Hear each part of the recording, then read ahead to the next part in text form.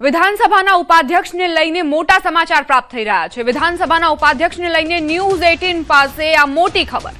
ઉપાધ્યક્ષના નામ અંગે ન્યૂઝ 18 પાસે એક્સક્લુઝિવ માહિતી। ધારાસભ્ય પૂર્ણેશ મોદી બનશે ઉપાધ્યક્ષ। ગુજરાત વિધાનસભાના નવા ઉપાધ્યક્ષ તરીકે પૂર્ણેશ મોદી નિશ્ચિત। દક્ષિણ ગુજરાતમાંથી આવતા પૂર્ણેશ મોદી આજે નામાંકન ભરશે। વિધિવત ફોન કરીને પૂર્ણેશ મોદીને જાણ કરાઈ। ઋષિકેશ પટેલ સાથે ફોર્મ ભરવા વિધાનસભા પહોંચ્યા। બહુમતીના જોરે ભાજપના જ પ્રતિનિધિ બનશે વિધાનસભાના ઉપાધ્યક્ષ। મહત્વનું છે કે અગાઉ પૂર્ણેશ મોદીને ભૂપેન્દ્ર પટેલની ટીમમાં કેબિનેટ મંત્રીની જવાબદારી પણ નિભાવી ચૂક્યા છે। જેઠા ભરવાડ ઉપાધ્યક્ષ તરીકે રાજીનામું આપતા પૂર્ણેશ મોદી બનશે વિધાનસભાના ઉપાધ્યક્ષ। સંવાદદાતા ગીતા મહેતા જોડાઈ ગયા છે વધુ જાણકારી સાથે। ગીતા, વિધાનસભાના ઉપાધ્યક્ષને લઈને આ મહત્વપૂર્ણ જાણકારી, શું વધુ વિગતો? જી, પૂર્વ મંત્રી પૂર્ણેશ મોદી આજે ઉર્જા મંત્રી ઋષિકેશભાઈ પટેલ સાથે વિધાનસભા ખાતે ફોર્મ ભરવા પહોંચ્યા છે। એટલે ગુજરાત વિધાનસભા ઉપાધ્યક્ષ માટે ચાલી રહેલી અટકળોનો આજે લગભગ વિરામ મળ્યો છે। સુરત પશ્ચિમના ધારાસભ્ય અને રાજ્યના પૂર્વ મંત્રી પૂર્ણેશ મોદી આજે અન્ય મંત્રી ઋષિકેશ પટેલ સાથે વિધાનસભા સચિવાલય ખાતે ઉપાધ્યક્ષ પદ માટે ઉમેદવાર ભર્યું છે। જોકે આ અંગેની સત્તાવાર જાહેરાતની રાહ જોવાઈ રહી છે। હું આપને જણાવવા માંગીશ કે તાજેતરમાં શહેરના ધારાસભ્ય જેઠાભાઈ ભરવાડે ઉપાધ્યક્ષ પદેથી અચાનક રાજીનામું આપ્યા બાદ આ બંધારણીય હોદ્દો ખાલી પડ્યો હતો। રાજીનામા બાદ પક્ષ સ્તરે યોગ્ય ઉમેદવાર અંગે મંથન શરૂ થયું હતું અને વિધાનસભાની આવનારી બેઠક અને 16 ફેબ્રુઆરી યોજાનારી ચૂંટણીને ધ્યાનમાં રાખીને આ પ્રક્રિયા ઝડપી બનાવવામાં આવી છે। આજે બપોર સુધીમાં આમ તો ઉમેદવારી નોંધાવવાની સમય મર્યાદા હતી, પરંતુ પહેલા જ પૂર્ણેશ મોદીએ ફોર્મ ભરી દીધું છે। એટલે મનાઈ રહ્યું છે કે ભાજપમાંથી માત્ર પૂર્ણેશ મોદીનું એકનું જ નામ આગળ કરાયું છે। પૂર્ણેશ મોદીનું નામ આગળ આવવાનું કારણ તેમના રાજકીય અને પ્રશાસનિક જે અનુભવો છે તેની સાથે જોડાયેલું માનવામાં આવે છે।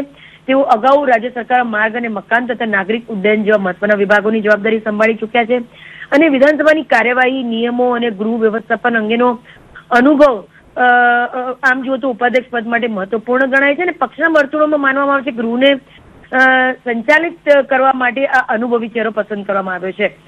જી ગીતા, જે રીતે સંગઠન અને સરકાર બંનેનો અનુભવ છે પૂર્ણેશ મોદી પાસે, એટલે તેઓ સારી રીતે પરિચિત છે દરેક બાબતોથી, એટલે જ કદાચ તેમની પસંદગી કરવામાં આવી હશે।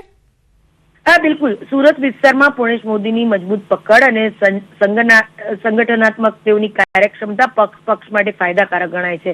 એટલે રાજકીય સમીકરણોને અને સામાજિક સમીકરણોને ધ્યાનમાં રાખીને પણ તેમની જે પસંદગી છે તે સંતુલન સાધતી માનવામાં આવે છે।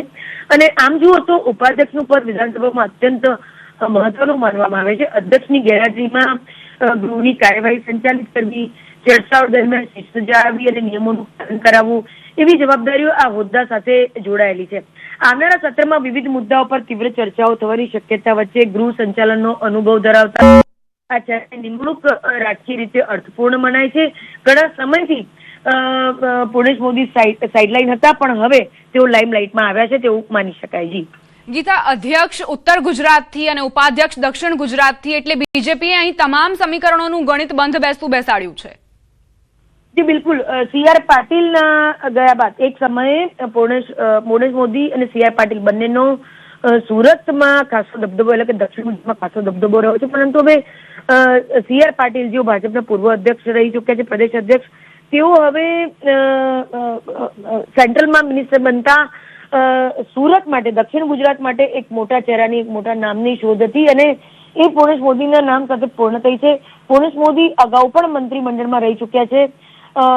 તેઓ કેબિનેટ મંત્રી હતા, પરંતુ કોઈ અગમ્ય કારણોસર તેમને ચાલુ મિનિસ્ટ્રીમાંથી પડતા મુકાયા હતા, પરંતુ છતાં પણ તેઓ રાજકારણમાં સતત સક્રિય રહ્યા હતા। જો કે પૂર્ણેશ મોદીની એક અલગ લોબી માનવામાં આવે છે। તેઓ એક પોતાના કામકાજ થકી એક અલગ જ ચીલો ચાતરો છે અને એ જ તેમને અત્યારે ઉપયોગી સાબિત થયો છે કે CR પાટીલની જગ્યા ખાલી પડ્યા બાદ હવે તેમને ઉપાધ્યક્ષ તરીકેનું સ્થાન પ્રાપ્ત થયું છે। એટલે કે એક સમય જે મિનિસ્ટ્રીમાંથી પડતા મુકાયેલા વ્યક્તિ હતા તેને હવે ઉપાધ્યક્ષ બનવાની ફરીથી તક મળી છે અને આ તક ઘણી મોટી બનાવે છે, કારણ કે ઉપાધ્યક્ષનું પદ એ પેરેલલ ટુ કેબિનેટ મિનિસ્ટર ગણાય છે। જી ગીતા, હવે હું આ પ્રક્રિયા સમજવાની કોશિશ કરવા માંગુ છું. ઋષિકેશ પટેલ સાથે જ્યારે પૂર્ણેશ મોદી નામાંકન ભરવા માટે વિધાનસભા પહોંચ્યા છે, કેટલા સમય સુધી આ પ્રક્રિયા હાથ ધરવામાં આવશે, કઈ રીતે ત્યારબાદ તેમની નિમણૂક કરવામાં આવશે, શું વિગતો તેને લઈને? આજે કાં તો સત્તાવાર રીતે સાંજ સુધીમાં જાહેરાત કરે અથવા તો ત્યારે જ ખબર. આજે અંદાજે 10 મિનિટની તેઓની ફોર્મ ભરવાની પ્રક્રિયા રહેશે અને જ્યાં તેઓ ફોર્મ ભરી રહ્યા છે તે જે વિધાનસભાના સચિવ હોય તેની સામે ફોર્મ ભરશે.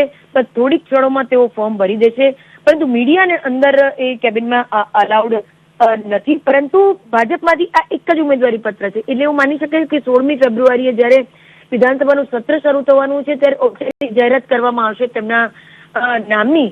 અને તેની સાથે જ આમ તો આ કોઈ સસ્પેન્સ નથી રહ્યું, પરંતુ ઓફિશિયલ સસ્પેન્સ બી ખતમ થઈ જશે, કારણ કે તેના નામની સ્પષ્ટ જાહેરાત થઈ જશે 16મી ફેબ્રુઆરી, કારણ કે ત્યારે સત્રની શરૂઆત થઈ રહી છે.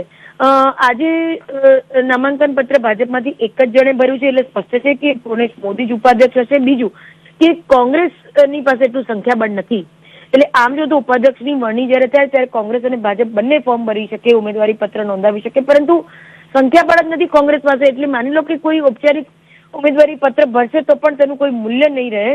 અને ભાજપમાંથી પહેલેથી એવી રણનીતિ રહી છે કે તેઓ સ્પષ્ટ હોય છે અને જે વ્યક્તિએ બનવાનું હોય તેનું નામ નક્કી હોવાથી અન્ય લોકો ઉમેદવારી નોંધાવતા નથી. એટલે માની લો કે પાર્ટી તરફથી એક નામ સજેસ્ટ કરવું હોય, પછી બીજો કોઈ પોતાની રીતે ઉમેદવારી નોંધાવતો નથી પોતાના સપોર્ટર સાથે. એટલે એક જ નામ ભાજપમાંથી એક જ ઉમેદવારી પત્ર હાલ ભરાઈ રહ્યું છે. એટલે અન્ય કોઈ નામ હવે ભાજપમાંથી આવવાની શક્યતા નથી ને કોઈ અન્ય હવે ઉપાધ્યક્ષ બનવાની પણ શક્યતા નથી.